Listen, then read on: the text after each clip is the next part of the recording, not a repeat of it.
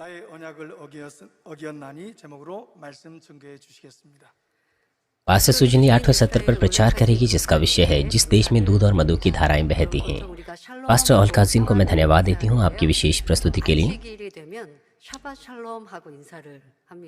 आमतौर पर इजरायली लोग शालोम कहकर के एक दूसरे का अभिवादन करते हैं, लेकिन आज उन्होंने कहा सबत शालोम।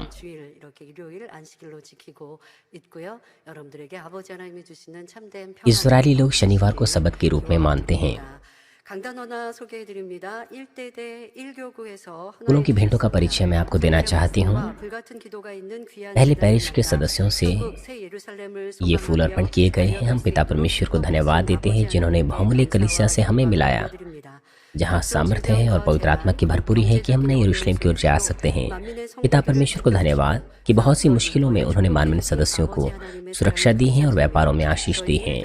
हम मानवीय के सदस्य सीनियर पास्टर के जन्मदिन के उपलक्ष्य पर इन फूलों की भेंटों को अर्पण करते हैं। उस दिन की लालसा में जब सीनियर पास्टर उन्हें सृष्टि की सामर्थ्य को 100% पूरा करेंगे और परमेश्वर का प्रावधान पूरी तरह से पूरा होगा, हम आगे बढ़ते रहेंगे। हम धन्यवादी हैं सीनियर पास्टर के लिए जिन्होंने हमें सिखाया कि हम कैसे प्रभु के हृदय के सदृश बन सकते हैं, और मिसेस बोक्रमली को जो निरंतर हमारी अगुवाई कर रहे हैं, और एक्टिंग सीनियर पास्टर को जो सीनियर पास्टर के हृदय से मानवीय सदस्यों को अपने हृदय में रखते और उनकी अगुवाई करते हैं। आपका धन्यवाद।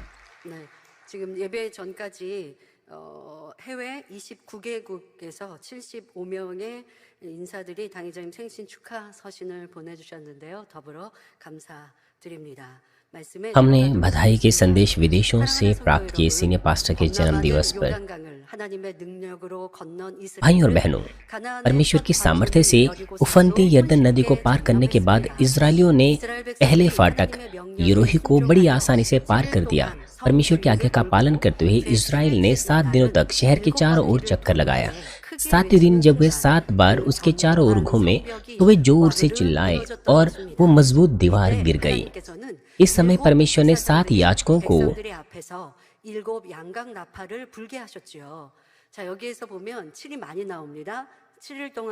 उन सींगों को 7 तुरहियों को फूंकने की आज्ञा दी। 7 दिन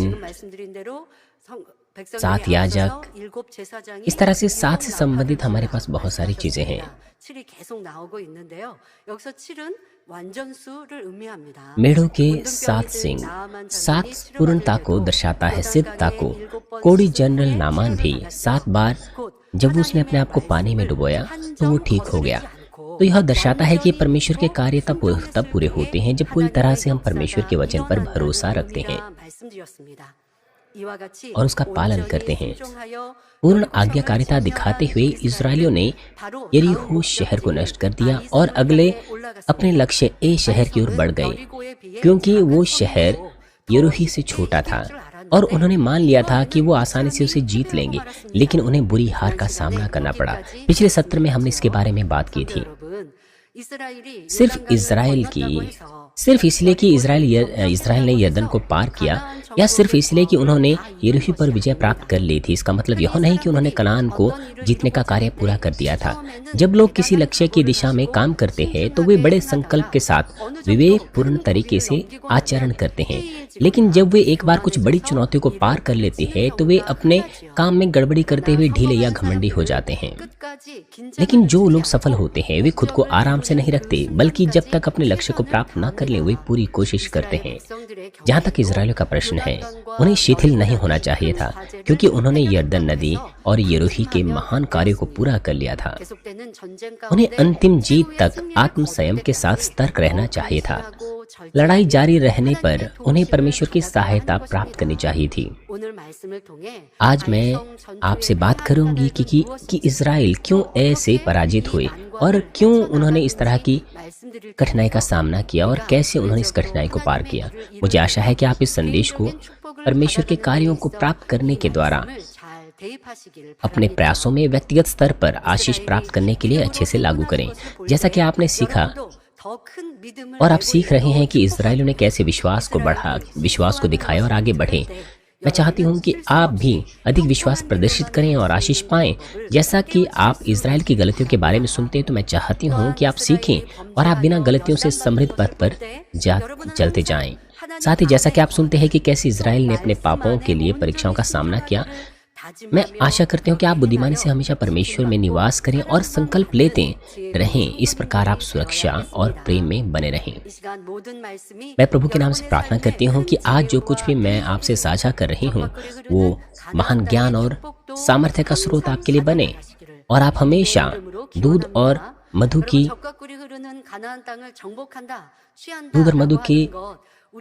बहते हुए उस कनान की आशीषें प्राप्त कर सकें।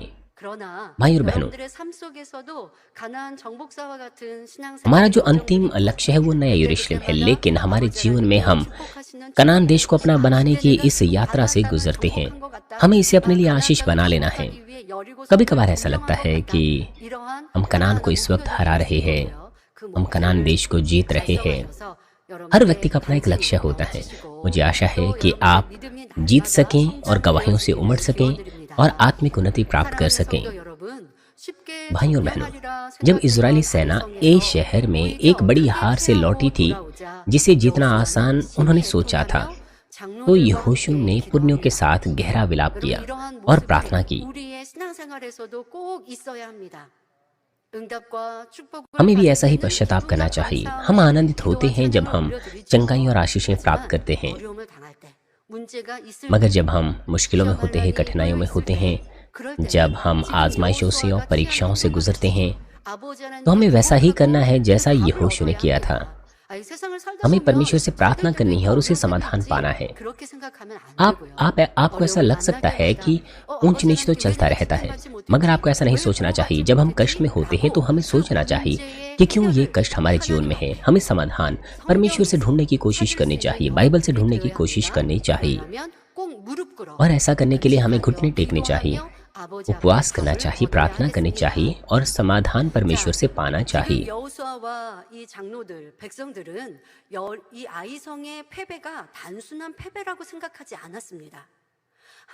उन्होंने यह भी महसूस किया कि यह केवल एक हार नहीं थी, बल्कि परमेश्वर ने इजराइल से अपना मुंह फेर लिया था।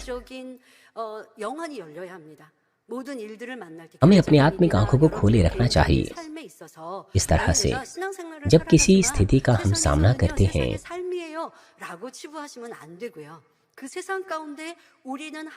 हमें अपनी आंखों को खोल के रखना चाहिए। संसार में हमें परमेश्वर के पुत्र और पुत्री के रूप में जीवन जीना चाहिए। परमेश्वर की संतान होने के सौभाग्य के रूप में हमें जीवन जीना चाहिए। आपको ऐसा नहीं सोचना चाहिए कि कभी कभार आशीष आती है, कभी कभार मुश्किलें आती हैं। मुश्किलों में हमें कारण ढूंढना चाहिए कि क्यों ऐसा हुआ, क्यों परमेश्वर आपको सुरक्षा नहीं दे पाए। यहोशू जब ए में हार गए, तो उसने ये नहीं सोचा कि ये तो केवल एक हार है, बल्कि उसने एहसास किया कि परमेश्वर ने अपना मुंह उनसे फेर लिया था। तब तक इजराइल ने प्रबल शत्रु के सामने साहसपूर्वक कार्य किया था।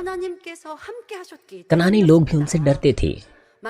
यह बिल्कुल इसीलिए था क्योंकि परमेश्वर इजराइल के साथ था। यदि परमेश्वर ने इजराइल को छोड़ दिया होता तो वे शत्रुओं से घिरे हुए कुछ नहीं कर सकते थे, बल्कि नष्ट हो जाते। यह नहीं जानते हुए कि परमेश्वर ए के विरुद्ध इजराइल के साथ क्यों नहीं था।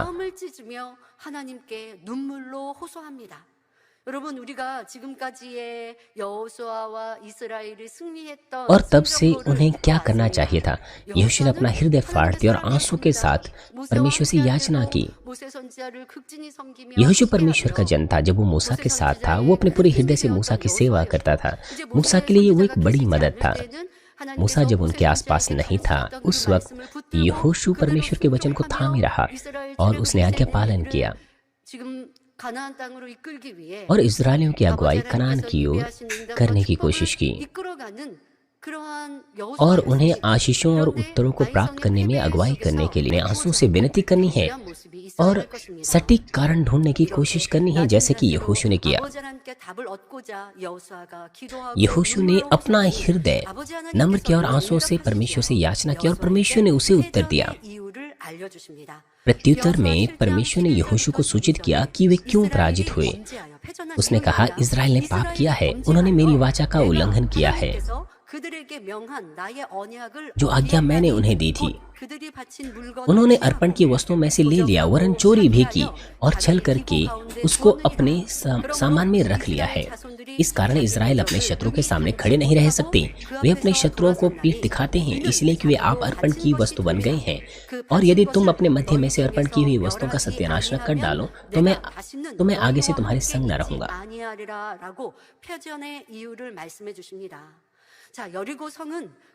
क्योंकि यरीहो पहला शहर था जिसे उन्होंने जीता था, इसलिए परमेश्वर ने उन्हें आदेश दिया था कि जो कुछ उस शहर में है वो सब कुछ नष्ट कर दे।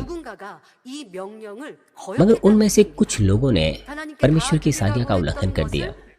परमेश्वर ने उन्हें आज्ञा दी थी कि वे सब कुछ अर्पण करें, मगर उनमें से कुछ लोगों ने उन वस्तुओं को अपने पास रख दिया। इसलिए इज़राइलियों को उस व्यक्ति को ढूंढना था जिसने ऐसा किया ताकि इस समस्या का समाधान हो सके, क्योंकि समाधान होने से पहले परमेश्वर इज़राइल के संग नहीं रहता, क्योंकि उसने ऐसा कहा था कि वो उनके संग नहीं रहेगा। हालांकि देरी हो चुकी थी, उन्हें समस्या को फिर भी ढूंढना था, उनका कारण ढूंढना था, ताकि उनके बीच में जो ये समस्या है उसका समाधान हो पाता। परंतु परमेश्वर ने सीधे रूप से उन्हें नहीं बताया कि वो पापी कौन था। बजाय इसके परमेश्वर ने उन्हें कहा कि वो मंडली के बीच में जो पापी है उसे खोजें। प्रत्येक व्यक्ति से प्रश्न पूछने के बजाय या फिर उन्हें परीक्षा देने के बजाय परमेश्वर ने उन्हें कहा कि वो चिट्ठियां बनाएं ताकि स्वयं वो उसे बाहर निकालें। पहले जब इज़राइल के सब गोत्रों ने चिट्ठी डाली, तब चिट्ठी किसी एक गोत्र के नाम पर निकली।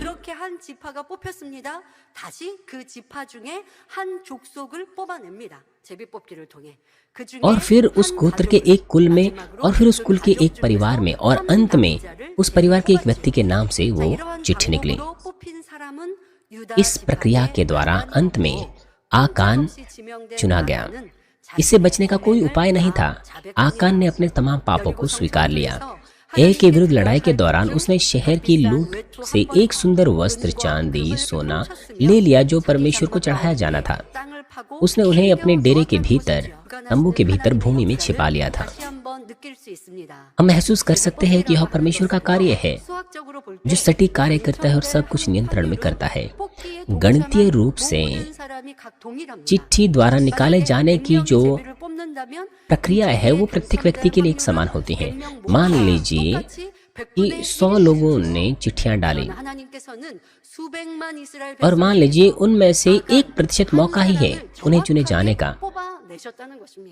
परंतु जो इज़राइली थे वो तो लाखों की समस्या में थे, लाखों की संख्या में थे, और परमेश्वर ने बिल्कुल सटीक व्यक्ति को चुना। बाइबल कहती है कि चिट्ठी डाली तो जाती है परंतु उसका निकलना यहोवा की ओर से होता है। केवल उस प्रक्रिया को देखते हुए जिसमें परमेश्वर ने आकान के पापों को प्रकट किया, हम एक बार फिर से इस बात की पुष्टि कर सकते हैं कि परमेश्वर सब कुछ स्पष्ट रूप से जानता है और सब कुछ उसी के नियंत्रण में है। और साथ ही हमें यह भी ध्यान देना चाहिए कि भले ही पाप एक व्यक्ति ने किया हो, लेकिन इसके द्वारा परमेश्वर किसी भी इज़राइली के साथ नहीं रह पाए। हम चर्च में भी ऐसे मामले देखते हैं। ऐसे समय होते हैं जब परमेश्वर को पूरी मंडली के विश्वास की आवश्यकता होती है। मान लीजिए कि एक चर्च में 1000 सदस्य हैं। पूरे का मतलब सभी 1000 सदस्य से नहीं है, लेकिन यहाँ पर परमेश्वर के कुछ महान कार्यों के लिए बहुमत का विश्वास दिखाना जरूरी होता है। सभी मामलों में, हर परिस्थिति में केवल एक व्यक्ति की गलती पूरी चर्च में आजमाइश को ला सकती है। हमारा आत्मिक जीवन, परमेश्वर के साथ हमारी संबंध कैसा है उस पर निर्भर रहता है। लेकिन किसी विशेष अवसरों पर ऐसा भी समय होता है जब पूरी की पूरी कलीसिया को विश्वास दिखाना होता है।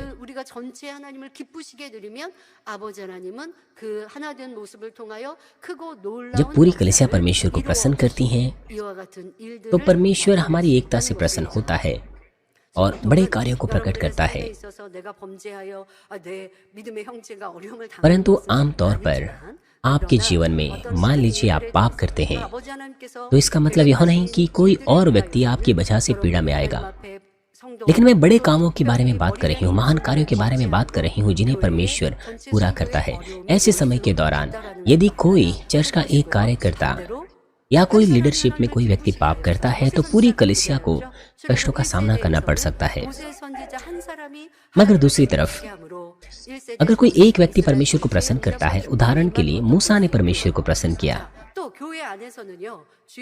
और जिस तरह से उसने परमेश्वर को प्रसन्न किया तो उसकी वजह से पूरी मंडली ने आशीष प्राप्त की। और साथ ही जब कोई पास्टर्स या कोई लेवी कार्यकर्ता गलत काम करता है, क्योंकि चर्च उन्हें पैसा देता है, इसलिए अगर वो पाप करे तो पूरी कलीसिया कष्ट का सामना कर सकती हैं।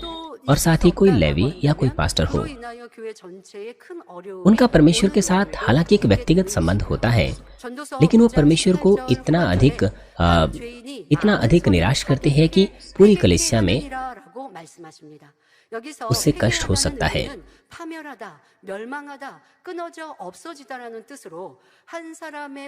बाइबल हमें बताती है कि एक व्यक्ति की अनाज्ञाकारिता पूरे समूह को नाश की ओर ले जा सकती है या बड़ी परेशानी की ओर ले जा सकती हैं।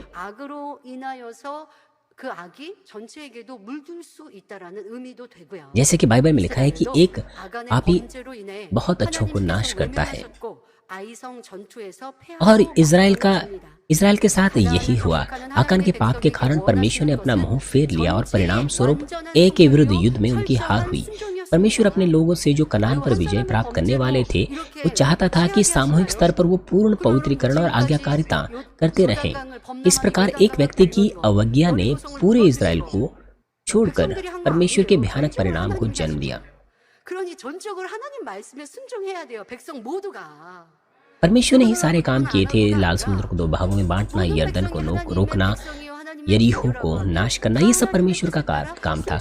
इसलिए उन सभी लोगों को परमेश्वर पर निर्भर रहना चाहिए था, केवल एक या दो को नहीं। वो सब परमेश्वर के लोग थे, उन्हें सभी को परमेश्वर पर भरोसा रखना चाहिए था और कनान को जीतने के लिए उन्हें परमेश्वर को प्रसन्न करना था।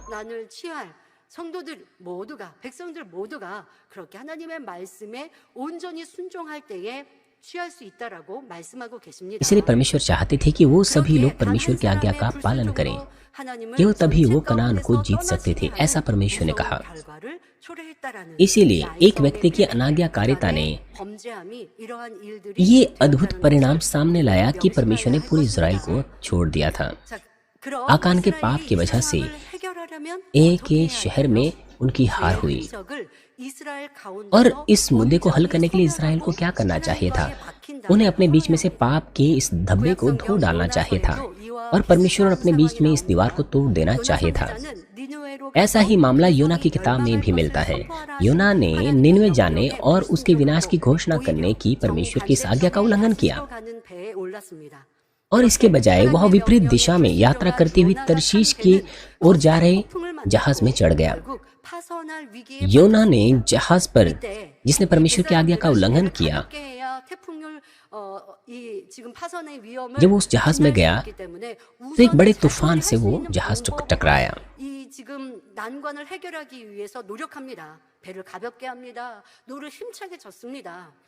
और जब वो तूफान आया तो पहली चीज उन्होंने क्या की, जो उस जहाज में लोग थे, उन्होंने खुद से उस संकट से बाहर निकलने की कोशिश की।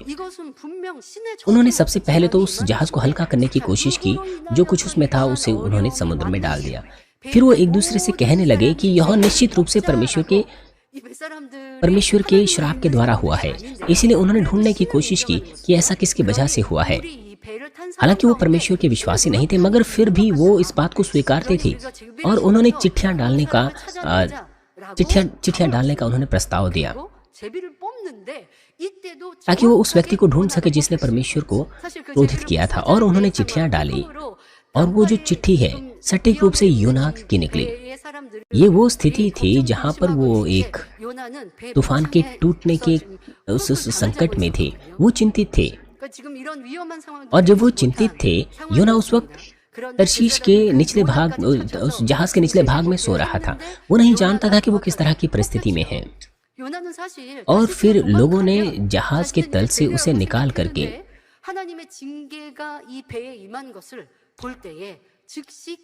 उन्होंने योना को वहां से निकाला और वो जो चिट्ठी है वो योना के नाम से निकली। योना को लगा कि वो निन्वे की ओर ना जाकर के वो तर्शीश की ओर चला जाएगा। 이 풍랑은 나로 인해 온 것이요. 그러니 나를 바다에 던지시오라고 말합니다. 지금이라도 요나가 회개하는 자세인 거죠. इसलिए जब चिट्ठी उसके नाम से निकली तो उसने जहाज पर तमाम लोगों को ये कहा कि यह जो विपत्ति आई है मेरी वजह से आई है, इसलिए मुझे समुद्र में फेंक दो। यह पश्चाताप करने वाला हृदय है। जैसे ही उसने उन्हें समुद्र में, उसने ये नहीं कहा कि तुम बच जाओगे, बल्कि उसने ये कहा कि ये परमेश्वर का क्रोध मेरी वजह से भड़का है, इसलिए तुम मुझे फेंक दो। उसने इस तरह से लगातार अपनी गलती को पहचाना, अपनी गलती को मान लिया। और उन्होंने क्या किया, ये देखिए योना के नाम से वह चिट्ठी निकली। और हालांकि उसने अपनी गलती को मान लिया था, यद्यपि लोगों ने भी इस बात को मान लिया था, तो उन्होंने तुरंत ही उसे वहां से फेंक नहीं दिया, बल्कि वो सभी लोग इकट्ठा रहना चाहते थे। इसलिए उन्होंने बड़ी कोशिश की कि ऐसा ना हो, मगर फिर भी वो उस आई विपत्ति से बाहर नहीं निकले जिसे परमेश्वर ने भेजा था। इसलिए अब वो कुछ और नहीं कर सकते थे, बल्कि उन्होंने योना को समुद्र में फेंक दिया। जैसे ही उन्होंने उसे समुद्र में फेंक दिया, तूफान तुरंत थम गया और उसमें सवार सभी लोग संकट से बच गए। हम इस बात की पुष्टि यहाँ पर कर सकते हैं कि एक व्यक्ति के विचारों से इस तरह की समस्या उत्पन्न हुई। योना को समुद्र में फेंक दिया जाना था और समुद्र में डाले जाने की वजह से योना मर सकता था, लेकिन परमेश्वर द्वारा तैयार की गई एक मछली ने उसे निगल दिया। एक बड़ी मछली ने उसे निगल दिया। मान लीजिए आप समुद्र में तैर रहे हैं और कोई शार्क आपके ऊपर हमला कर दे तो आप मर जाएंगे। लेकिन योना वो मछली के पेट के अंदर चला गया और मछली के पेट के अंदर जो बिल्कुल अंधेरा था, जहां बदबू थी, उसने पश्चाताप करना शुरू किया, अत्यधिक पश्चाताप करना, क्योंकि परमेश्वर योना की हृदय को जानता था। तो परमेश्वर ने उसे वहां वैसे ही अकेले नहीं छोड़ा।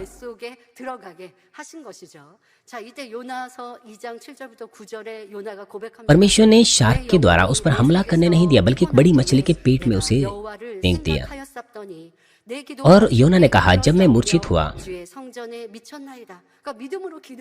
जब मैं मूर्छा खाने लगा, तब मैंने यहोवा को स्मरण किया और मेरी प्रार्थना तेरे पास वरन तेरे पवित्र मंदिर में पहुंची। वो इस तरह से विश्वास से प्रार्थना कर रहा था और वो अपनी गलती का अंगीकार कर रहा था। वो अंगीकार कर रहा था, जो लोग धोखे की व्यर्थ वस्तुओं पर मन लगाते हैं वे अपने करुणा निधान को छोड़ देते हैं, परंतु मैं ऊंचे शब्द से धन्यवाद करके तुझे बलिदान चढ़ाऊंगा। जो मन्नत मैंने माने उसको पूरी करूंगा। उद्धार यहोवा ही से होता है।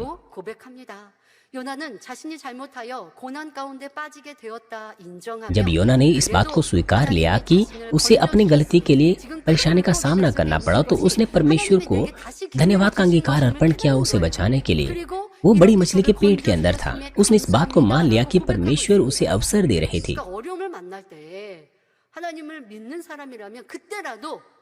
और उसने धन्यवाद का अंगीकार अर्पण किया। इसलिए मुश्किलों में जब आप सचमुच परमेश्वर पर विश्वास करते हैं तो हमें पश्चाताप करना है, मन फिराना है, तो परमेश्वर से आप दया प्राप्त कर सकते हैं, जैसे कि योना ने प्राप्त की। और योना ने कहा, योना ने निश्चय किया कि वो परमेश्वर की इच्छा का पालन करेगा। पश्चाताप करते हुए, मन फिराते हुए जब परमेश्वर ने योना को देखा तो परमेश्वर ने उस पर दया की और मछली को योना और वो जो मछली थी, परमेश्वर ने ऐसा किया कि उससे मछली ने सूखी भूमि पर उसे बाहर फेंक दिया। भले ही योना अपने इस बड़े पाप के परिणाम स्वरूप एक विनाशकारी स्थिति में था, मगर जब उसने अत्यंत गंभीर पश्चाताप किया और मन फिराया तो वह परमेश्वर से सहायता प्राप्त करने के लिए सक्षम हो पाया। इसी तरह इजरायलियों ने अपने बीच से अवाज्ञा के सभी निशान मिटा दिए। लोग, आकान के लोग, उसके परिवार के सदस्य, जानवर और संपत्ति को वो एक घाटी में ले गए और उन्हें पथराव किया और उन्हें वहां जला दिया। 여러분들 그렇게 생각하시면 아버지의 응답과 축복 왜 이렇게 हमें सोचना चाहिए, 왜 이런 일을 만들어 놓으셨는지 알 수가 없어요. 앞서 हमें ये नहीं 말씀드린 सोचना चाहिए कि आकान की स्थिति तो बड़ी दर्दनाक थी, आपको उस पर दया नहीं करनी चाहिए तो आप परमेश्वर की इच्छा एहसास नहीं कर पाएंगे। हमें ये याद रखना चाहिए कि जो जहाज के ऊपर जो लोग थे वो योना की वजह से कितनी मुश्किल में आ गए थे। 노를 힘차게 저었는데 그게 아닌 거예요. सबसे पहले तो जो जहाज के ऊपर लोग थे उन्होंने समस्या का समाधान करने की कोशिश की, हालांकि वो जानते थे कि योना ही समस्या का इस समस्या का कारण है, और योना ने उन्हें बताया कि वो उसे समुद्र में फेंक दें। 그렇다고 해서 아버지 하나님께서 우리 인생들이 죄 지을 때 उन्हें योना पर दया नहीं करनी चाहिए थी। 사람 죄 지었어. 그러니까 저 사람을 제해버려. अगर कोई व्यक्ति 이 아가 गलती करता है, अगर कोई व्यक्ति पाप करता है तो हमें उसे 것이 아닙니다. नाश कर देना चाहिए। मेरा मतलब है, हालांकि हमें संदेश को उस तरीके से लागू नहीं करना है, हमें वो जो पापमय स्वभाव है हमें उसे नाश कर लेना है। आकान की पाप की वजह से इजरायलियों को एक शहर में पराजय का सामना करना पड़ा और उन्होंने समस्या को ढूंढने की कोशिश की, और आकान की जो भी चीजें थी, जितनी भी चीजें उससे संबंधित थी, उन्होंने उसे लेकर एक घाटी में डाल दिया। और जब इजरायलियों ने आकान का न्याय होते हुए देखा होगा तो उन्होंने अवश्य सोचा होगा कि हमें कभी पाप नहीं करना चाहिए। पाप आजमाइशों को लाते हैं और परमेश्वर को हमसे दूर कर देते हैं। जिस प्रकार से आकान का नाश हुआ,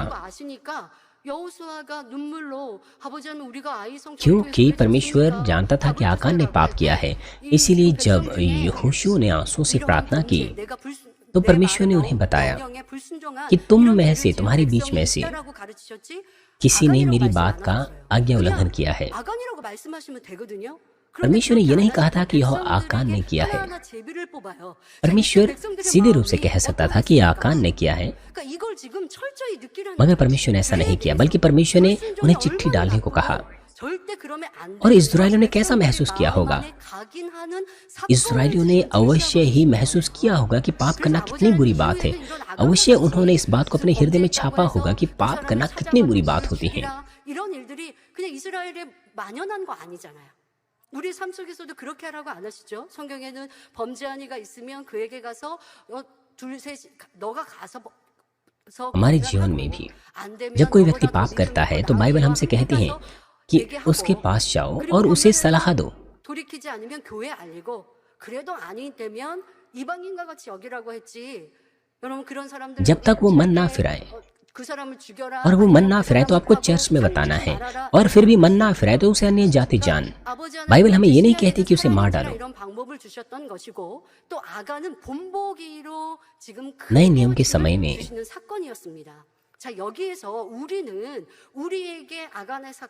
मेरा मतलब है, परमेश्वर ने आकान के साथ एक उदाहरण के रूप में कि वो एक उदाहरण स्थापित करें, आकान के साथ इस तरह का 어떻게요?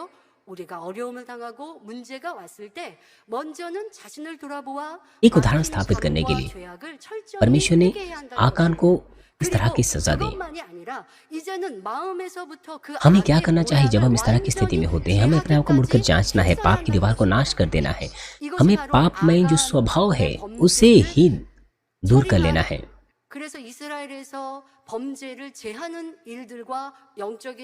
क्योंकि इस्राएलियों ने आकान के पाप से बिल्कुल वैसे ही मुक्ति प्राप्त की। इस तरह से इस्राएल ने अपने बीच से पाप और बुराई को दूर किया।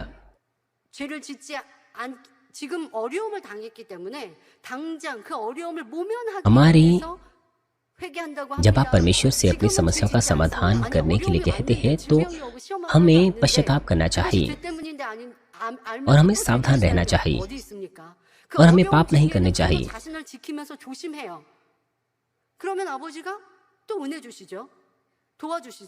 जब हम मुश्किलों में होते हैं, आपदाओं में होते हैं, तब हम पाप नहीं करते। हम कोशिश करते हैं कि हम समस्या का समाधान पाएं, तो परमेश्वर में आशीष देता है, शांति देता है। लेकिन जैसे ही हमारे जीवन में शांति होती है तो हम अपने जीवन के पुराने मार्ग पर चले जाते हैं। जब हम अपनी गलती को एहसास करें तो हमें पूरी तरह से पाप को हटा देना चाहिए, पाप में स्वभाव को ही हटा देना चाहिए।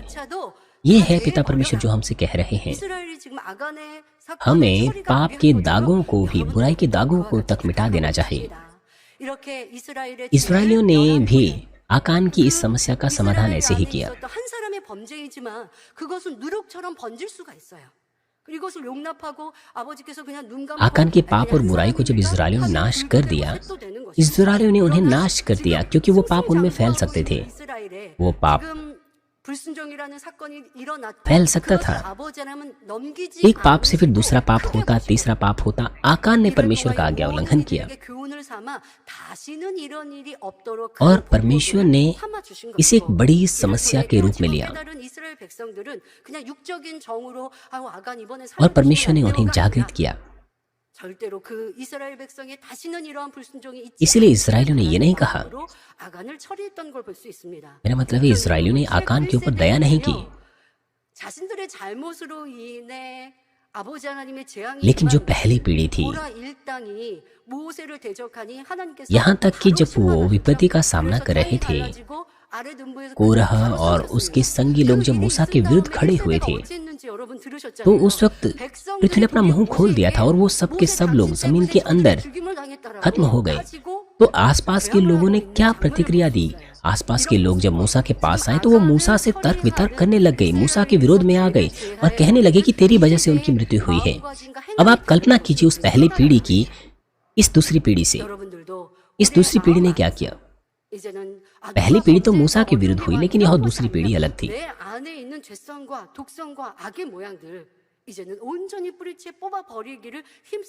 और साथ ही जो पापमय स्वभाव है, बुराई है, हमें अपने हृदय से उसे मिटा देना है। और जब हम ऐसा करते हैं तो हम उन इस्राएलियों के समान होंगे जिसने आकान के पापों को नाश किया और बाद में उन्होंने आशीष प्राप्त की। आकान के पाप को मिटा देने के बाद परमेश्वर वापस इस्राएलियों के साथ आ मिला और परमेश्वर ने विस्तार पूर्वक इस्राएलियों को एक को जीतने की रणनीति के बारे में बताया। परमेश्वर ने इस्राएलियों को कहा कि वे नगर पर आगे बढ़ेंगे और फिर युद्ध को त्यागने का नाटक करेंगे और भाग जाएंगे ताकि एक सैनिक को शहर से दूर ले जा सके। और इस बिंदु पर शहर के पीछे उनके कुछ सैनिक खाली शहर पर कब्जा कर लेंगे और भागने का नाटक करने वाले सैनिकों के सहयोग से जो शत्रु सेना है उन्हें नष्ट कर देंगे। उनका जो एक दल था वो शहर के पीछे जाल बिछाए हुए था और जो दूसरा दल था वो सैनिकों को शहर से बाहर ले जा रहे थे। इसलिए जो एक ही सैनिक थे वो बाहर निकल आए और दूसरी तरफ से दूसरा जो दल है वो शहर के अंदर आ गए। परमेश्वर ने इस तरह की रणनीति उन्हें बताई और परमेश्वर ने जैसे उन्हें बताया तो उन्होंने वैसा ही उस शहर पर हमला कर दिया। जैसा कि परमेश्वर ने उन्हें बताया था, उन्होंने जो है लड़ाई वो तुरंत बाद शुरू कर दी। उन्होंने लड़ाई छोड़ भागने का नाटक किया। तब एक के जो सैनिक है जिन्होंने एक बार इजराइल को पराजित किया था वो इजराइल की सेना का पीछा करने लग गए क्योंकि एक के सैनिकों ने इजराइल को हरा दिया था। इसलिए जब इजराइल के जो सैनिक है वो अंदर आए तो उन्होंने भागने का नाटक किया। तो एक के जो सैनिक थे वो अहंकारी थे और अहंकारी होकर उन्होंने ये सोचा कि ये तो हमारा शिकार है, ये तो बिल्कुल कोई समस्या नहीं। उन्होंने सोचा कि परमेश्वर उनके साथ है, लेकिन वो हार रहे हैं, वो भाग रहे हैं। इसलिए एक के सैनिकों ने एक शांति महसूस की और वो इजराइलियों की सेना का पीछा करने लग गए और शहर के फाटकों को खोल दिया। मगर परमेश्वर उनके हृदय को पहले से जानता था, इसलिए परमेश्वर ने इजराइल को इस तरह की युक्ति दी। जैसे ही यहोशू ने भाला के साथ एक संकेत दिया, हाथ में बैठे सैनिक तेजी से अपनी स्थिति से अपनी जगह से उठे और खाली शहर पर कब्जा कर लिया, जिसके द्वारा एक बड़ी जीत को हासिल किया।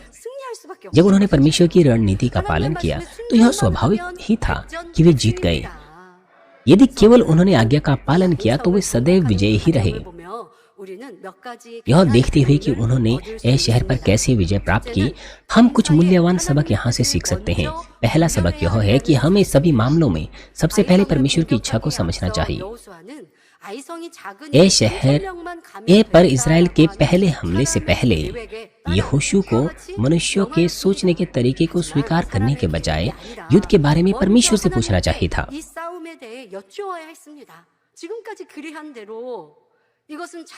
यहोशू को युद्ध के विषय में परमेश्वर से पूछना चाहिए था, जैसा कि वो अभी तक करता रहा था। उसे सब बातों को परमेश्वर के हाथों में सौंपना चाहिए था, परमेश्वर से पूछना चाहिए था। यरीहो में अपनी जीत के चलते उन्हें शिथिल नहीं होना चाहिए था। उन्हें मनुष्यों की ताकत से काम करने की कोशिश नहीं करनी चाहिए थी, बल्कि परमेश्वर की इच्छा का खोजी रहना चाहिए था जब तक पूरी तरह से वो कनान को जीत ना लेते। अपने कार्यस्थलों में, परिवारों में या व्यवसाय में किसी भी कार्य को योजना बनाने या उसे पूरा करने में हम सबसे पहले पवित्र आत्मा को सुनना चाहिए, उत्साहपूर्ण प्रार्थना करनी चाहिए और मार्गदर्शन प्राप्त करना चाहिए। तब परमेश्वर की इच्छा को समझना चाहिए और उसका पालन करना चाहिए। तब असंभव संभव हो सकता है और समृद्ध पथ पर हम अग्रसर हो सकते हैं।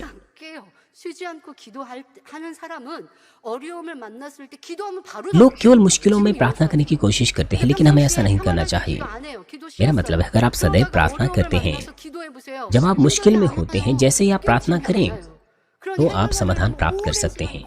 लेकिन अगर आप प्रार्थनाएं रोक दें तो लंबा समय लग जाता है फिर उत्तर प्राप्त करने में, चाहे आप प्रार्थना ही क्यों न कर लें। जब आप सदैव प्रार्थना करते हैं तो आप कष्टों का सामना नहीं करते। अगर कोई कष्ट आ भी जाए तो तुरंत उसका समाधान आप कर सकते हैं। इसीलिए आपको प्रार्थना के महत्व को समझना है और परमेश्वर के हाथों में चीजों को सौंप देना है और उसे अगुवाई प्राप्त करनी है। और दूसरा, परमेश्वर के साथ चलने के लिए हमें अपने आप को पाप और बुराइयों से पूरी तरह से मुक्त करना चाहिए और पवित्र होना चाहिए। इज़राइल को ए ने पराजित किया, इसलिए नहीं कि उसके निवासी बलवंत या बहुत बड़े थे, बल्कि इसलिए क्योंकि परमेश्वर इज़राइल के साथ नहीं था। जब उन्होंने आकान के पापों को उनके बीच या उसकी बुराई को उनके बीच से हटा दिया तो परमेश्वर उनके साथ वापस आ गया और वे जल्दी ही ए को जीत पाए। वही हमारे लिए भी जाता है। जिस प्रकार इज़राइल ने आकान और उसका सब कुछ जला दिया, उसी प्रकार हमें सब प्रकार की बुराई को बिना कुछ रखे जला देना चाहिए, उसे दूर कर देना चाहिए। केवल तभी हम परमेश्वर के सामने निडर हो सकते हैं और जो कुछ उसे हम मांगते हैं उसे प्राप्त कर सकते हैं। जहाँ तक कुछ लोगों का प्रश्न है, वे परमेश्वर से उत्तर प्राप्त नहीं कर पाते बल्कि दुख भोगते हैं, मगर फिर भी वो पश्चाताप नहीं करते, ना अपने ऊपर चिंतन करते हैं बल्कि अपने वातावरण पर और दूसरे लोगों पर दोष लगाते हैं। और कुछ ऐसे लोग हैं जो परमेश्वर के सामने से अपना पाप छिपाने की कोशिश करते हैं, और कुछ अन्य ऐसे लोग होते हैं जो पवित्र होने का दिखावा तो करते हैं मगर उनका हृदय बुराई से भरा रहता है। लेकिन परमेश्वर के सामने से वे कुछ नहीं छिपा सकते, वे लोग परमेश्वर से भाग नहीं सकते।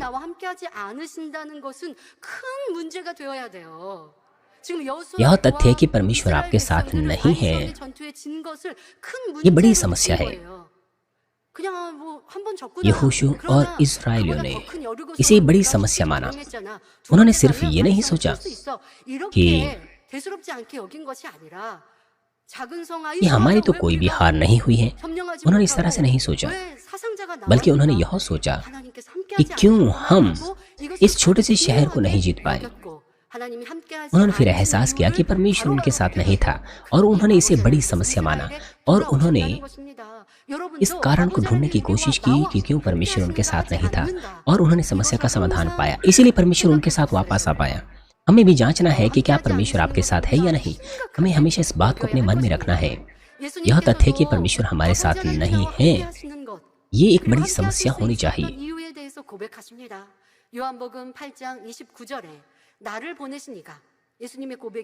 यीशु ने कहा, और मेरा भेजने वाला मेरे साथ है, अर्थात परमेश्वर मेरे साथ है। उसने मुझे अकेला नहीं छोड़ा, क्योंकि मैं सर्वदा वही काम करता हूँ जिससे वह प्रसन्न होता है।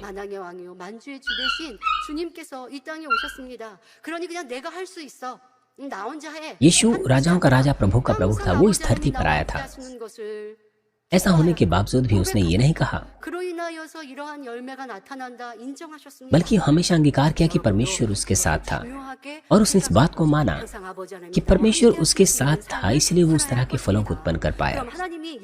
हमेशा इस बात को आपको निश्चित कर लेना है कि परमेश्वर आपके साथ होना चाहिए। क्यों परमेश्वर ने यीशु को अकेले नहीं छोड़ा? वो इसीलिए क्योंकि यीशु हमेशा परमेश्वर को प्रसन्न करता था।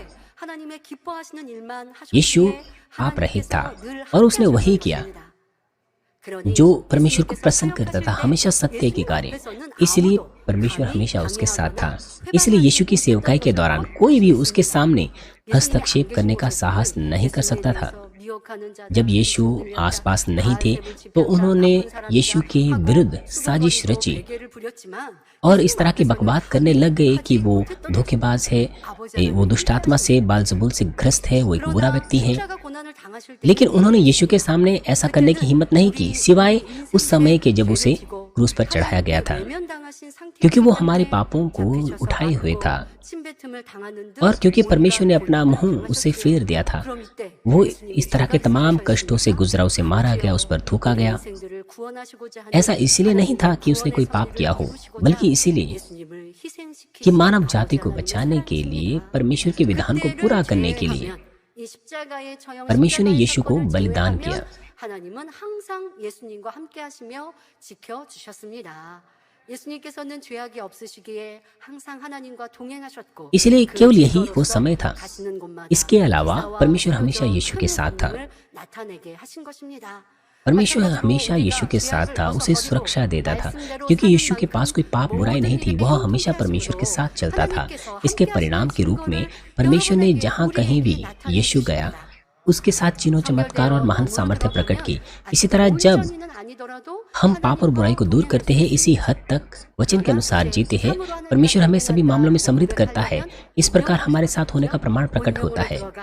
जब हम आत्मा में आ जाते हैं, पवित्र हो जाते हैं, तो परमेश्वर हमारे साथ रहते हैं। हालांकि पूरी तरह से नहीं, लेकिन जब हम संपूर्ण आत्मा में आते हैं तो हम हर वक्त परमेश्वर को प्रसन्न करते हैं और परमेश्वर हमेशा हमारे साथ चलता है। परमेश्वर तुरंत हमारी प्रार्थनाओं के जवाब देता है, सभी मामलों में हमें समृद्धता की ओर ले जाता है। इस प्रकार हमें विश्वास के ऐसे स्तर की लालसा रखनी चाहिए और हम कर सकते हैं।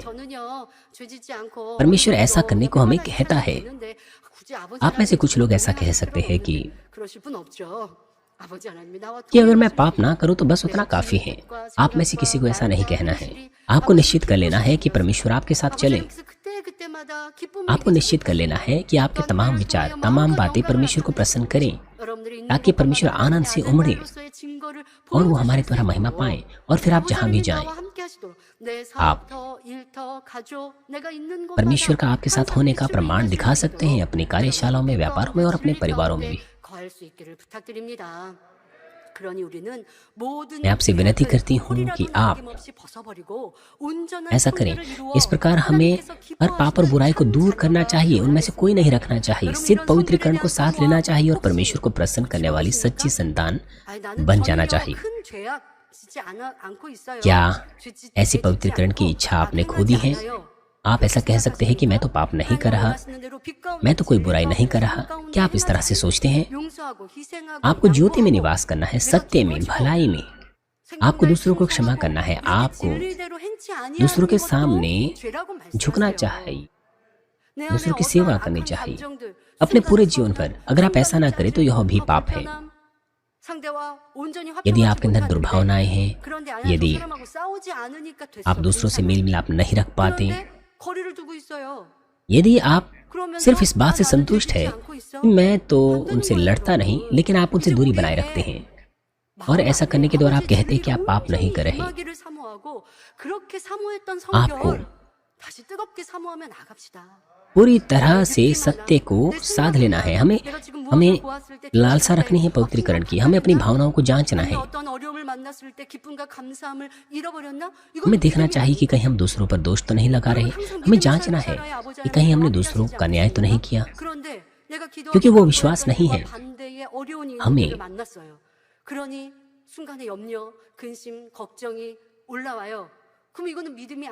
जब हम किसी परिस्थिति का सामना करते हैं तो क्या आप चिंता से भर जाते हैं? वो विश्वास नहीं है, वो शारीरिक विचार है। हमें उसे मान लेना है और आपको परमेश्वर से विनती करनी है कि वो आपको क्षमा करें। आपको ये कहना चाहिए कि पिता मुझे क्षमा करें। तब परमेश्वर आपको आनंद देगा और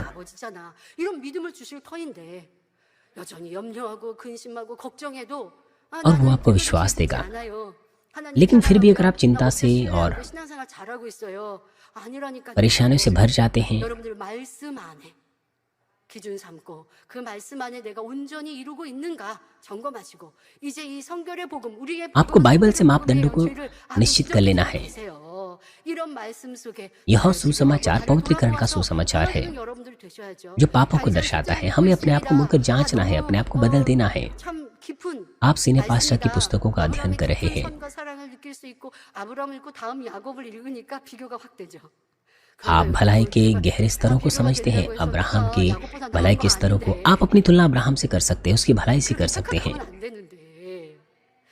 जब आप अपनी तुलना करते हैं,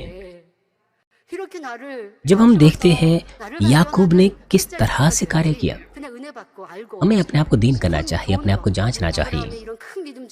यदि हम सिर्फ अनुग्रह प्राप्त करें, मेरा मतलब है 떠나지 않아요. 매사에 내 유익을 먼저 구해요. 상대에게 희생하고 헌신하고 베풀고 주는 거 싫어요. 내 거에서 상대가 더 가져가려고 하면 싸우고 다투고 내가 다 가져와야 돼요. 삼촌 아버가 야곱이 그러고 있잖아요. 이러한 내 모습. 그러면서 그렇게 딱 대치할 때에 서로 자기 입장만 얘기하고 있잖아요. याकूब ने अपने आप को दीन किया, उसने अपने आप को पूरी तरह से तोड़ दिया। और उसके बारे में हम बाइबल में बहुत अच्छे से पढ़ते हैं। और तब वो सब अपने भाई के साथ शांति स्थापित कर पाया। मगर कुछ लोग अपनी ही बात पर जोर देते हैं। हमें उसके समान करना चाहिए, हमें अपने आप को इस तरह से पवित्र करना है, यद्यपि हम किसी से बैर ना भी रखें।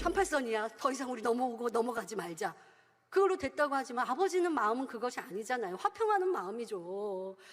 아브라함이었으면 어떻게 했겠다 책자에 잘 기록해 주셨는데, 근데 나는 화평함을 이루고 사랑을 याकूब अपने चाचा लाबान अपने चाचा के साथ मेल मिलाप नहीं रखना चाहता था, इसलिए उन्होंने समझौता किया और एक सीमा बांध ली कि यहाँ से आकर के यहाँ से आगे बढ़कर के वो उस पर हमला नहीं करेंगे। लेकिन पिता परमेश्वर क्या वो शांति स्थापित करना चाहते थे। अब्राहम ने क्या किया, आप उस बारे में सोच सकते हैं। अगर अब्राहम होता तो वो क्या करता। हमें सबके साथ मेल मिलाप रखना चाहिए, इस तरह के पहलू हमारे अंदर होना चाहिए। हमें अपने आप को बदल देना है।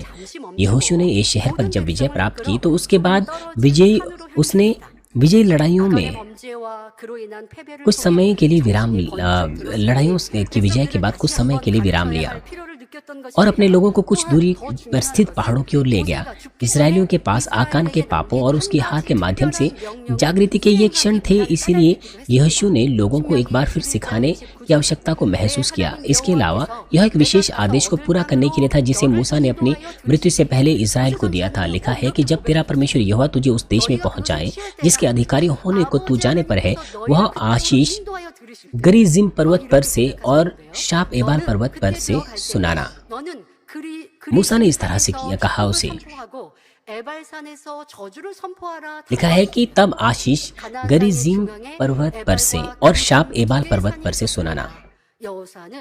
कनान के इस देश में दो पहाड़ थे, गिरिजिम और एबाल। यहोशू ने इस्राएलियों को दो समूहों में बांट दिया और हर एक दल को एक एक पहाड़ पर खड़ा कराया और फिर यहोशू ने इस तरह से परमेश्वर की आज्ञा सुनाई।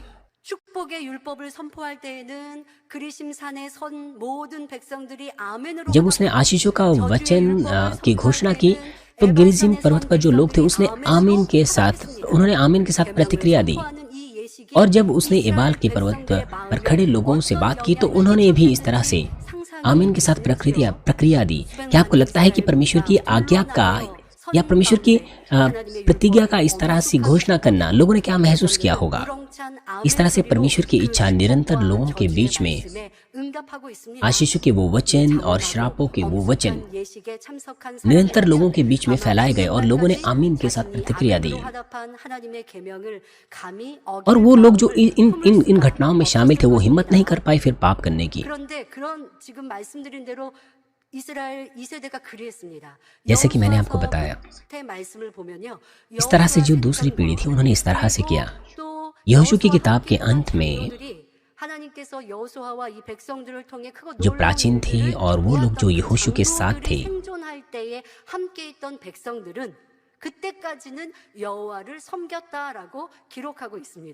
उस बिंदु तक उन्होंने परमेश्वर की सेवा की। जैसे कि बाइबल में लिखा है, वे लोग जिसका मतलब यह है कि उन्होंने परमेश्वर के वचनों को अपने हृदय पर अंकित कर लिया था। 하나님 말씀대로 행하면 어떠한 축복이 임하는지 또 जब उन्होंने आशीषों और श्रापों का इस तरह से घोषणा की तो उन्होंने अंगीकार किया कि किस तरह की आशीषें वो पाएंगे, किस तरह के शाप का वो सामना करेंगे। 이미 모세를 통해서 수없이 और इस तरह की घोषणा जब की गई परमेश्वर के वचन की तो उन्होंने उन्हें अपने हृदय में छाप दिया। हालांकि मूसा के द्वारा कई बार उन वचनों को पहले से ही सिखाया गया था, 그러니까 이러한 일들을 मगर कुछ घटनाओं के द्वारा उन लोगों ने स्वयं उनका अनुभव किया। एक ही शहर में वे पराजित हुए। इस तरह की घटनाओं के द्वारा उन्होंने इस बात को अपने मन में और अधिक रखा। 이렇게 실패하고 멸망하고 उन्होंने सीखा 어려워질 수 있구나라는 것을 그것을 कि जब वो 온전히 परमेश्वर के वचन को नहीं मान 마음에 पाए तो उन्होंने 또 पीड़ाओं का 이스라엘 सामना किया, 그들의 मुश्किलों का सामना किया। 말씀의 उन्होंने इस बात को अपने मन में रखा 세계는 और फिर उन्होंने इस तरह का अंगीकार किया। 성도 여러분, 하나님의 계명을 지키는 것이 얼마나 중요한지는 아무리 강조해도 지나침이 없습니다. 자, 지금 परमेश्वर की 이스라엘 आज्ञाओं 예수하는 백성들에게 하나님의 말씀의 को 중요성을 मानने का जो महत्व उनमें 이것은 그냥 ज्यादा 시간이 जोर नहीं दिया 지나고 जा सकता है। 그 백성들의 삶 यहोशू भी परमेश्वर की आज्ञाओं को मानने के महत्व को बता रहा था 지켜 행하는 축복을 임하게 되었는데요. 그런데 और लोगों ने इसे अपने मन में छाप दिया और उन्हें माना। 하나님께서 주신 명령과 이 명령을 지킬 때의 축복이 어떠함을 선조들을 मगर दुख की 통하여서 बात यह थी, 말씀, यद्यपि 역사를 통하여서 분명히 इस्राएलियों ने 확인하고 알 수 있었지만 전체적인 그 इस तरह के अंगीकार भले ही किए, 이 말씀대로 지켜 행하지는 लेकिन फिर भी वो लगातार बार बार 앞서 말씀드린 대로 여호수아와 पाप की और बीमारियां, अन्य जातियों के उत्पीड़न इत्यादि चीजों से पीड़ित हुए। जैसे कि उनका इतिहास इस बात की पुष्टि करता है। वो लोग जो इज़राइल के साथ, मेरा मतलब यहोशू के साथ थे, उन्होंने परमेश्वर की सेवा की, मगर उनकी जो अगली पीढ़ी थी न्यायों के समय के दौरान जो इज़राइली थे उन्होंने परमेश्वर के वचनों को नहीं माना। उनके पूरे इतिहास में उन्होंने बार बार पाप की और इस प्रकार से बीमारियों का, उत्पीड़न का सामना किया अन्य जातियों के द्वारा। और जैसे जैसे उनके क्लेश बढ़े तो इस्राएलियों ने मन फिराया, पश्चाताप किया और आज्ञाओं को फिर से मानने लग गए। तब परमेश्वर ने उन्हें बचा दिया। लेकिन जैसे जैसे शांतिपूर्ण दिन बीतते गए उन्होंने फिर परमेश्वर की आज्ञाओं को त्यागा और परमेश्वर को छोड़ दिया। जैसे जैसे उन्होंने इस चक्र को कई बार दोहराया तो उनके अधर्म और भी अधिक बढ़ गए। बाद में वे पूरी तरह से अन्य जातियों के द्वारा नष्ट कर दिए गए। उन्होंने यह भूलने के परिणाम का सम्मान, मेरा मतलब है उन्होंने असंख्य बार परमेश्वर के इस आज्ञाओं को भूला और कई बार उसे त्यागा और इस तरह से उन्हें इस बात का परिणाम झेलना पड़ा। ऐसे खेदजनक दृश्य दर्शाते हैं कि मनुष्य किस तरह के हैं। हम प्रभु को अपने उद्धारकर्ता के रूप में स्वीकार करते हैं, परमेश्वर को अपना पिता मानते हैं, उसकी इच्छा को सीखते हैं। हम सीखते हैं वचनों के द्वारा कि हमें आशीष पानी तो आज्ञाओं को मानना है, हमें अवज्ञा नहीं करना है, तो परमेश्वर हमारी सुरक्षा नहीं कर सकते हैं। इसलिए शत्रु दुष्ट और शैतान हमें कलेशों में, मुश्किलों में डालते हैं। लोग शारीरिक, मेरा मतलब है शारीरिक लाभ के पीछे चलेंगे, सुख विलास को प्राथमिकता देंगे, तो वो वचन का पालन नहीं कर पाते हैं। जब वो कष्ट में पड़ते हैं तो परमेश्वर फिर उन्हें सहायता नहीं दे पाते। वे प्रार्थना करते, उपवास करते, पश्चाताप करते हैं, अपनी बातों से जीतने की कोशिश तो करते हैं, लेकिन उनकी समस्या का समाधान नहीं मिल पाता है। जब लोग आपदाओं में पड़ते हैं, हालांकि उन्हें पश्चाताप करने का मौका मिलता है ताकि वे नर्क में ना जाए, लेकिन अगर उन्हें आपदाओं के बावजूद भी पश्चाताप करने का मौका ना मिले तो वे नर्क में चले जाएंगे। जब आप शांति में होते हैं, क्या आप ये सोचते हैं कि मेरे पास तो शांति है? क्या आप प्रार्थना करना छोड़ देते हैं और अपनी इच्छा के अनुसार करने लग जाते हैं? 내일 화로 임할 수 있다라는 걸 우리는 기억해야 할 것입니다. 자, 그러다가 덜컥 어려움을 당합니다. यदि आप पाप करें 그제서 하나님 앞에 나와 매달립니다. 기도하고 금식하고 회개하면서 말씀대로 살려고 तो फिर उसकी वजह से आप कष्ट में आ जाते हैं और अंत में जब आप कष्ट में आते हैं तब आप परमेश्वर की ओर फिरते हैं। फिर आप प्रार्थना, उपवास करते हैं और वचन के अनुसार जीने की कोशिश करते हैं और उसके बाद पिता परमेश्वर आपकी समस्या का समाधान करते हैं। लेकिन जल्दी ही फिर आपका मन परिवर्तित हो जाता है 충성이 식어지고 और मुश्किल से फिर आप चर्च में दिखते हैं, आप प्रार्थना रोक देते हैं, अपने हृदय का खतना छोड़ देते हैं, 문제를 आपकी 해결받았는데도 विश्वास योग्यता ठंडी पड़ जाती है और आप में से कुछ तो चर्च को छोड़कर चले जाते हैं। 전보다 यहाँ तक कि आपकी इस समस्या का समाधान हो जाता है, मगर फिर भी आप 후반절에 보면 संसार में चले जाते हैं, पाप और बुराई में चले जाते हैं और बड़ी परेशानी का सामना करते हैं।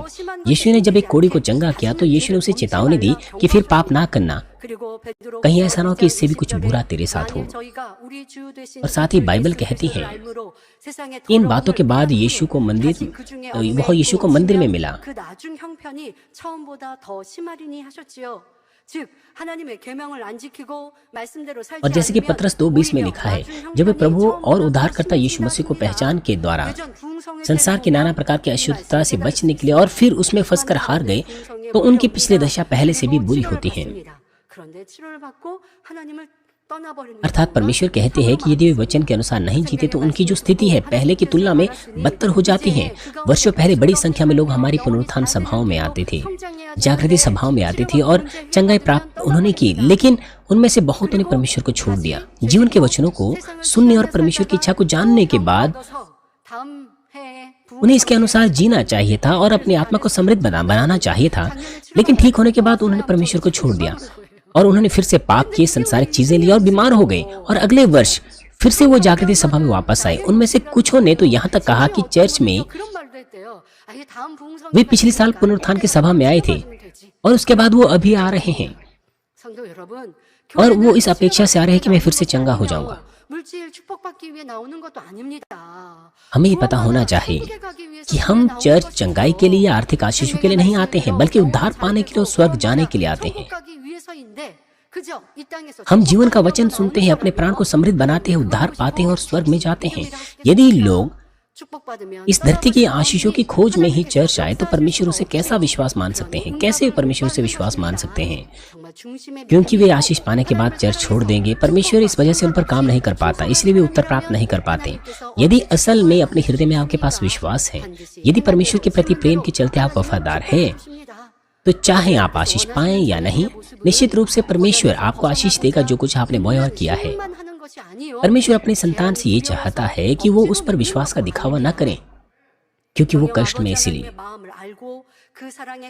परमेश्वर चाहता है कि वो परमेश्वर के हृदय को समझे, उसके प्रेम को धन्यवाद कहें, आनंद से उसकी आज्ञाएं माने और अपने हृदय को पवित्र करें परमेश्वर के सदृश बनते हुए।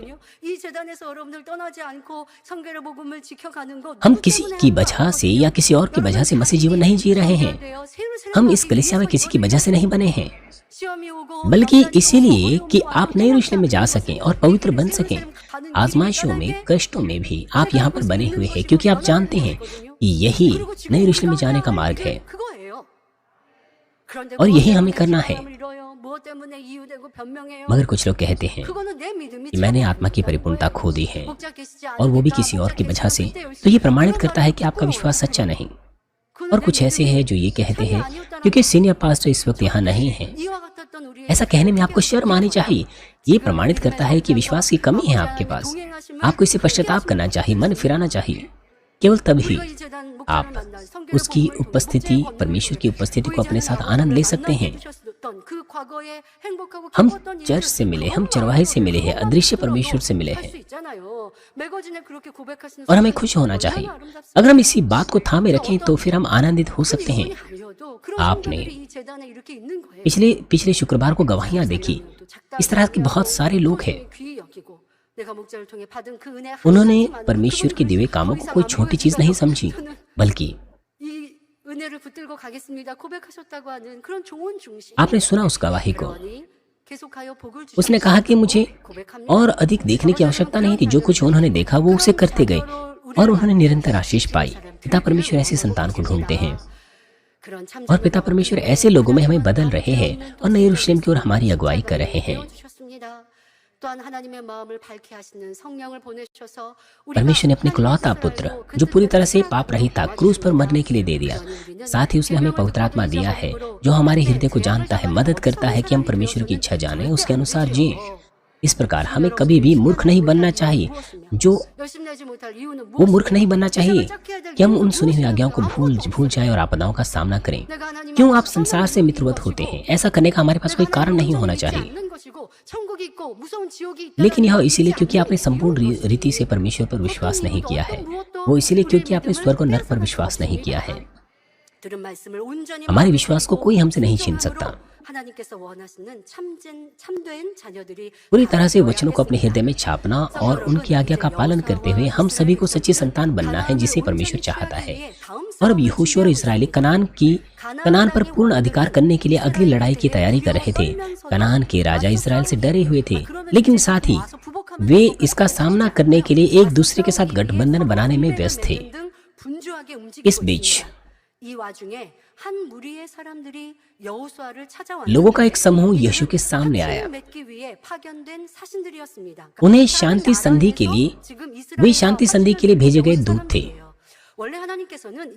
वे दूसरे देशों से शांति संधि के लिए आए हुए दूत थे। परमेश्वर ने इज़राइल को कनानियों के साथ कभी भी संधि करने की आज्ञा नहीं दी थी। जैसे कि लिखा है कि फिर जब तेरा परमेश्वर यहोवा तुझे उस देश के अधिकारी जिसके अधिकारी होने को तुम जाने पर हो पहुंचाए, तो तेरे सामने जो हित्ती, गिर्गाशी, एमोरी, कनानी, परिजी, हिबी, यबूसी नाम बहुत सी जातियों अर्थात तुमसे बड़ी सामर्थ्य सातों जातियों को निकाल दें, और तेरा परमेश्वर यहोवा तेरे द्वारा हरा दे और तू उन पर जय प्राप्त कर ले, तब उन्हें पूरी रीति से नष्ट कर डालना, उनसे वाचा ना बांधना, उन पर कोई दया ना करना। परमेश्वर उन्हें पहले से कह चुका था।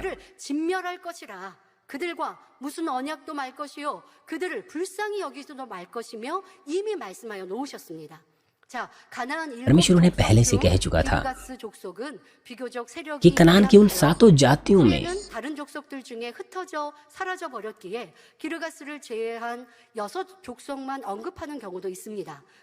कनान के 7 गोत्र गिर्गाशी अपेक्षाकृत छोटे थे, क्योंकि वे बाद में अन्य जातियों के बीच में बिखर गए थे। बाइबल के कुछ हिस्सों में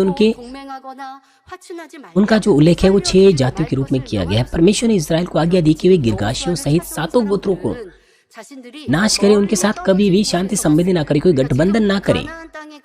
लेकिन ये लोग जो बाद में यहोशू के पास आए वो कहने लगे कि वो दूर से आए हैं, उनका कनानियों से कोई लेना देना नहीं है। उन्होंने दिखावा किया कि वे कनानी नहीं थे। उन्होंने दावा किया कि उन्होंने बहुत दूर से यात्रा की है और उनकी रोटी भी खराब हो गई है, उनके कपड़े, जूते और उनके पास जो भी खाने पीने की चीजें थी वो खराब हो गई हैं। और उन्होंने उसके प्रमाण भी पेश किए। वे कितने जर्जर दिखते थे, इसके आधार पर ऐसा लगता था कि उनकी बातें समझ आती हैं और उनके साथ संधि बनाने में कोई परेशानी नहीं है। ऐसा लग रहा था कि वे कनानी नहीं थे जिस तरह से उन्होंने दिखावा किया। और उनके दावे और जो उन्होंने प्रमाण पेश किए वो भी समझ में आ रहे थे। अगले सत्र में हम देखेंगे कि यहोशू और इज़राइल ने उनके साथ किस तरह का व्यवहार किया। पिछले सत्र तक मैंने आपको बताया था कि इज़राइलियों ने यहोशू के साथ किस तरह से इज़राइलियों ने यहोशू के साथ यरदन को पार किया केवल विश्वास और आज्ञाकारिता से, और किस तरह से यरीहो को नष्ट कर दिया। क्या आप परमेश्वर के अद्भुत कामों से उत्साहित नहीं होते? हमने इस बारे में भी बात की थी कि कैसे इज़राइल जिनकी केवल जीत हुई थी, किस तरह से वे एक छोटे से शहर से हार गए थे। वो एक रेसिंग कार के समान थे जो ट्रैक पर तेज गति से दौड़ रही थी, लेकिन जैसे ही एक बाधा आई तो उन्हें ब्रेक मारनी पड़ी, कुछ देर तक रुकना पड़ा। ऐसे समय में यह महत्वपूर्ण था कि वे ठीक इस बात को जांचे कि गड़बड़ी कहाँ थी, क्या इसे और इसे ठीक कैसे किया जा सकता था।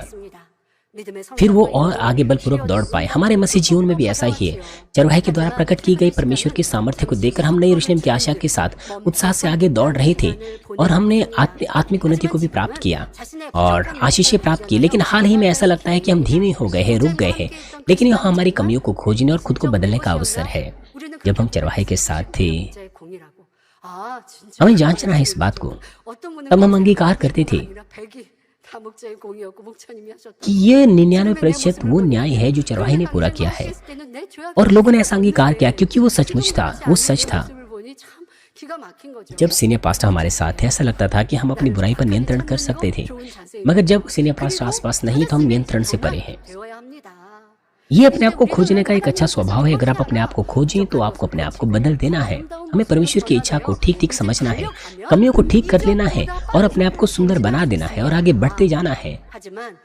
तो फिर हम खुद को बिना बदले आगे दौड़ सकते और भी तेज गति से दौड़ सकते हैं। लेकिन अपने आप को बदले बगैर अगर हम छोड़ दें तो कनान हमसे दूर और दूर होता जाएगा। बाइबल में लिखा है कि सचेत रहो और जागते रहो क्योंकि तुम्हारा विरोधी शैतान गरजने वाले सिंह की नाई इस खोज में रहता है कि किसको फाड़ खाए।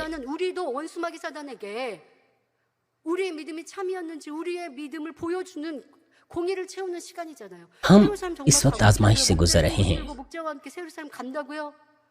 क्या आप नई यरूशलेम जाना चाहते हैं चरवाहे के हाथों में हाथ पकड़कर? तो इसके लिए आपको अपनी योग्यता का प्रमाण दिखाना है। इस तरह से हमें सिखाया गया है। हमें अपने आप को बदल देना है, हमें प्रयास करने हैं। लेकिन जब हम अपने आप को देखते हैं तो हम एहसास करते हैं कि हम इसे अपने आप से नहीं कर सकते हैं। लेकिन आपको यहाँ पर आपको हार नहीं जाना है, बल्कि परमेश्वर पर भरोसा करना है। प्रार्थनाओं के द्वारा, उपवास के द्वारा तो आप पाप और बुराई को दूर कर सकते हैं। आप ऐसा कर सकते हैं, मगर आपको ये नहीं कहना चाहिए। मेरा मतलब है आपको केवल उन्हीं दिनों को याद नहीं करना चाहिए जब आप एक अच्छा मसीह जीवन जीते थे। इस वक्त अभी आपको चौकस रहना है, पाप और बुराई को दूर करना है, जैसे कि आकान की उस पाप और बुराई को दूर किया गया। जैसे कि परमेश्वर कहता है, विश्वास में दृढ़ होकर और यह जानकर सामना करो कि तुम्हारे, और जैसे कि आगे लिखा है, इसलिए जो समझता है कि मैं स्थिर हूँ चौकस रहे कि कहीं गिर ना जाए। मैं प्रभु के नाम से प्रार्थना करती हूँ कि आप सभी लोग केवल परमेश्वर की अगुवाई का पालन करें और अंत में योग्य हो कि आप नए यरूशलेम जा सकें। आइए आज के संदेश पर सोचते हुए सब लोग साथ मिलकर प्रार्थना करेंगे। 이유가 무엇이었고 그러면 그런 패배를 안 다음 이스라엘 백성들은 어떠했는지에 대해 말씀을 드렸습니다. 이 말씀이 우리의 신앙생활, 우리의 삶에 적용되어지게 하여 주옵소서. 내 삶에 어려움과 시험할 문제가 있을 때 이제는 진리 안에 하나님 앞에 답을 찾게 하시고 아버지 하나님이 나와 함께하지 않는 이유가 무엇인가를 알아 이제는 죄악을 제버리고 성결을 향해 달려감으로 항상 아버지 하나님께서 우리와 함께하실 수 있는 더 나아가 동행해 주시는 이러한 삶을 살아가기를 사모하며 그렇게 행하는 모든 성도님들 되게 하여 주옵소서. 감사드리며 우리 주 예수 그리스도 이름으로 기도하옵나이다. 아멘. 영상을 통하여 당장의 환자를 위한 기도를 받으실 때 아픈 곳이 ये समय होगा बीमारों के लिए प्रार्थना को ग्रहण करेंगे। अगर कोई बीमार अंग है आपका, अपना हाथ अपने बीमार अंगों पर रखें, और अगर कोई बीमार अंग नहीं है अपना हाथ अपने छाती पर रखें। अपने हृदय की इच्छाओं के लिए इस प्रार्थना को प्राप्त करें। हालेलुया। सर्वशक्तिमान हमारे प्रेमी पिता परमेश्वर, कृपया अपना हाथ तमाम विश्वासियों पर रखें जो इस वक्त इस प्रार्थना को ग्रहण कर रहे हैं। समय और दूरी को मिटाते हुए अपना कार्य उन पर प्रकट कीजिए जो इस वक्त इस प्रार्थना को जेसीएन पर, इंटरनेट पर, सैटेलाइट टीवी पर, शाखा और संघी कलीसियाओं में और परमेश्वर की संतान संसार भर में ग्रहण कर रहे हैं। उन्हें हृदय से विश्वास करने की योग्य विश्वास दीजिए। नकारात्मक विचार और शक दूर कीजिए। तमाम क्लेश और आजमाइशी दूर कीजिए। सिर से लेकर पैर तक तमाम अंदरूनी अंग, कोशिकाएं, ऊतक और तंत्रिकाएं और जो भी बीमार अंग है उन्हें पवित्र आत्मा की आग के द्वारा जला दीजिए और मूल ज्योति के द्वारा। यीशु मसीह के नाम से मैं आज्ञा देता हूँ, शत्रु, दुष्ट और शैतान, तमाम बीमारियां, रोगाणु, विषाणु और निर्बलताएं दूर हो, ज्योति आ जाएं। कृपया उनके तमाम असाध्य और अंतकारी रोग पवित्र आत्मा की आग के द्वारा झुलसा दीजिए। तमाम प्रकार की महामारियां, मलेरिया सहित दूर कीजिए। तमाम संक्रामक रोग जैसे कि जुकाम और बुखार उनसे दूर हो, उन्हें सुरक्षा दीजिए। तमाम प्रकार के रोगाणुओं और विषाणुओं से, तमाम पेट, फेफड़े, जिगर, छाती, यूट्रिन और आंतों के कैंसर से उन्हें चंगा कीजिए। एड्स, लुकेमिया, दिमागी रक्तघात, उच्च रक्तचाप, धीमा रक्तचाप, मधुमेह, थायराइड की समस्याएं, हृदय, फेफड़े और स्त्री रोग और तमाम सूजन और जलन दूर हो। पोलियो, लकवा, गठिया और हर्निटी डिस्क से उन्हें चंगा करें। पीठ दर्द, सिर दर्द और मानसिक दर्द और तमाम दूसरे दर्द गायब हो जाएं। मिर्गी, स्वलिनता, उदासी, तंत्रिका रोग और दूसरी मानसिक बीमारियां उनसे दूर हो। 마비된 것도 풀어지고 सभी प्रकार के लकवे खुलने पाए, उठें, चलें और कूदें। 잘 보이게 하옵시고 आंखें सामान्य देखने लगे, कान सामान्य सुनने लगे, अंधे देखने लगे, बहरे सुनने लगे और गूंगे बोलने लग जाएं। 덩어리는 말할지어다. दुर्घटना के तमाम दुष्प्रभाव को उनसे दूर कीजिए, उनकी टूटी हड्डियां जोड़ दीजिए, उन्हें जलन से ठीक कीजिए, जलन और दहन संवेदना उनसे दूर हो। 하옵소서. 화기야 물러가라. 열도 물러가라. 아버지 흉터도 पिता कोई दाग वहां न रह जाएं। 해 주시기를 원합니다. सभी प्रकार के नशे की लत से, जहर पदार्थ और उनके इस्तेमाल से साफ हो जाओ। 깨끗함을 입을지어다. 죽은 신경 मृत कोशिकाओं तंत्रिकाओं को फिर से जिला दीजिए, मृतकों को जिला दीजिए। 하여 주옵소서. 잉태어 축복 उन्हें गर्भधारण की आशीष दीजिए, आप गर्भधारण की आशीष प्राप्त करने पाएं। 그리스도의 이름으로 यीशु मसीह के नाम से मैं आज्ञा देता हूँ, शत्रु, दुष्ट और शैतान, हवाओं के सामर्थ्य के शासक, अंधकार की बुराई की सेनाएं और उनके दास दूर हो। 물러갈지니라. 이 땅의 악한 영 पूरी अशुद्ध, झूठी, धोखे की और अलग करने वाली आत्माएं और तमाम अंधकार के बल दूर हो। 들은 물러가라. दुष्टता के तमाम बंधन खुल जाएं, अंधकार दूर हो, ज्योति आ जाए। 물러가라. 빛이여 임하라. 아버지 하나님 부르짖어 पिता परमेश्वर, उन्हें ताकत दीजिए कि वे प्रार्थनाओं में पुकारें, पापों को दूर करने की उन्हें सामर्थ्य दीजिए और वे पवित्र हो जाएं। 찰됨 같이 범사 जब उनका प्राण समृद्ध होता है, सब बातों में वे भले चंगे रहे और उनके परिवारों में भी सुसमाचार का प्रचार हो। उन्हें सुरक्षा दीजिए तमाम दुर्घटना और विपत्तियों से पूरे सप्ताह भर, और आशीष दीजिए कि एक समृद्ध जीवन बिना समस्या के जी सकें। 천사와 주님 पवित्र आत्मा की अग्नि में बाड़े में स्वर्गीय सेना, स्वर्गदूतों और अपनी धधकती आंखों के द्वारा अपने सभी बच्चों को, उनके घर, कार्यशालाओं और व्यापारों को सुरक्षा दीजिए। 학생들에게 지와 명철을 विद्यार्थियों को बुद्धि और समझ दीजिए, जोश और जुनून, मेहनत से पढ़ाई करने के लिए उन्हें दीजिए। 주옵소서. 마음과 생각을 세상에 빼앗 उनके हृदय और मनों को संसारिक चीजों से बचाएं और वो परमेश्वर को और भी अधिक जोश के साथ प्रेम करने पाएं। 주옵소서.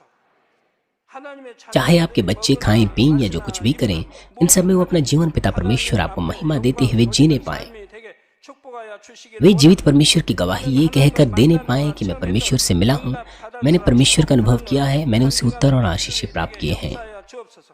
아버지 하나님 감사합니다. पिता परमेश्वर, आपका धन्यवाद। सारी महिमा केवल आपको मिले। हमारे प्रभु यीशु मसीह के नाम से मैं प्रार्थना करता हूँ, 나이다. आमीन। 지난주 급여처럼